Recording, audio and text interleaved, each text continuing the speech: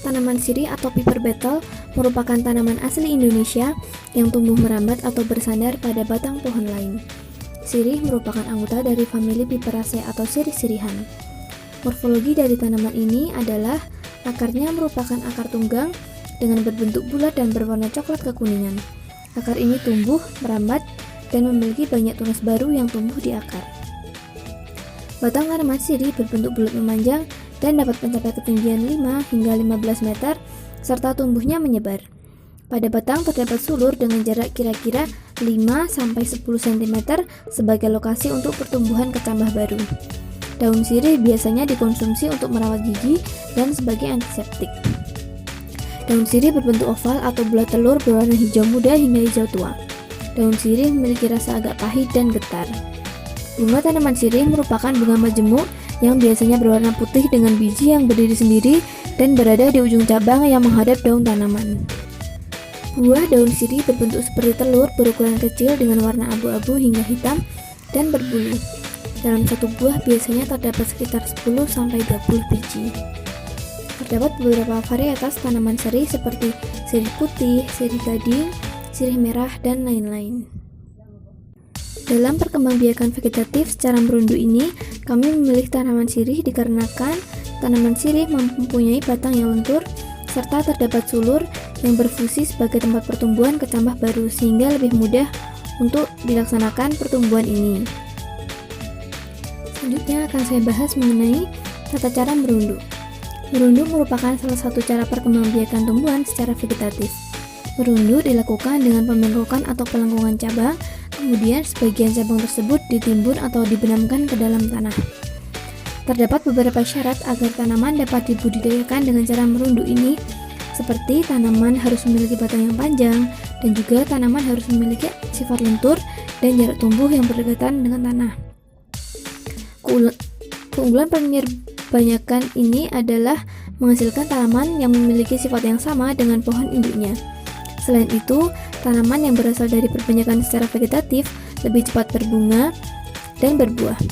Sementara itu, kelemahannya adalah membutuhkan pohon induk dalam jumlah besar sehingga membutuhkan banyak biaya. Kelemahan lainnya yaitu tidak dapat menghasilkan bibit secara massal jika cara perbanyakan yang digunakan adalah mencangkok atau merunduk. Teknik merunduk ini juga memiliki kelemahan yaitu susah mendapatkan tanaman baru dalam jumlah yang banyak. Kemudian alat dan bahan yang digunakan pada proses perkembangbiakan secara vegetatif dengan merunduk ini adalah yang pertama ada tanaman sirih atau piper beetle. Kemudian yang kedua ada media tanam berupa tanah dan kotoran kambing sebagai pupuknya. Kemudian ada polybag yang telah dilubangi atau bisa juga tanah langsung.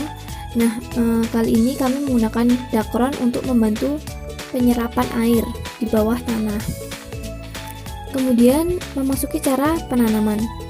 Yang pertama kita mencari tanaman yang dia itu memiliki batang yang kuat namun lentur dan dekat dengan tanah.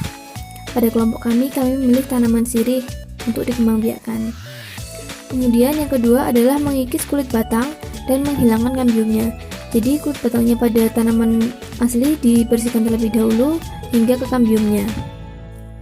Selanjutnya adalah merundukkan cabai yang telah dibersihkan tersebut ke dalam tanah, kemudian ditimbun kembali, serta diberi pupuk supaya lebih ternutrisi. Kemudian cara perawatannya adalah dengan melakukan penyiraman secara teratur dan memeriksa kondisi lingkungan tempat dia tumbuh.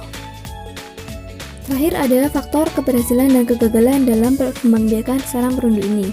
Yang pertama adalah dalam melaksanakan harus sesuai dengan prosedur tanam atau tata caranya, seperti menyiapkan alat dan bahan yang diperlukan, kemudian mengecek lingkungan tempat dia tumbuh sesuai prosedur, dan lain-lain. Yang kedua adalah pemilihan keadaan batang. Batang yang dipilih sebaiknya tidak terlalu tua dan tidak terlalu muda sehingga dapat menghasilkan hasil tanaman yang baik.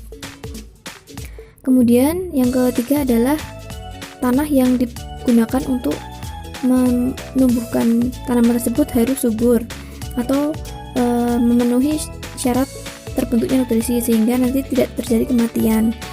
Kemudian disiram dengan intensitas air yang cukup, yakni setiap pagi dan sore. Kemudian yang kelima ini adalah mengecek lingkungan tempat dia tumbuh, karena kalau kepanasan atau terlalu banyak air bisa saja menjadi penghambat dalam perkembangbiakan ini. Nah, untuk hasilnya sendiri dari percobaan kami ini adalah sudah sesuai dengan prosedur. Namun ada kelemahan pada bagian menyayat kulit batang, karena pada praktikum yang kami lakukan tidak kami sayat kulit batangnya sehingga langsung dibenamkan saja. Namun akarnya tetap tumbuh, namun tidak terlalu cepat.